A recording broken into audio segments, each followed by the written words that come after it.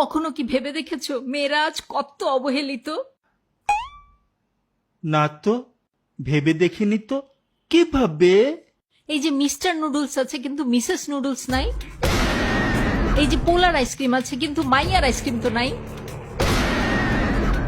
মামা ওয়েফার আছে কিন্তু মামি ওয়েফার কিন্তু নাই। মিস্টার ম্যাঙ্গো আছে কিন্তু মিসেস ম্যাঙ্গো নাই। লাইফ বয় সাবান আছে কিন্তু লাইফ গার্ল সাবান তো নাই।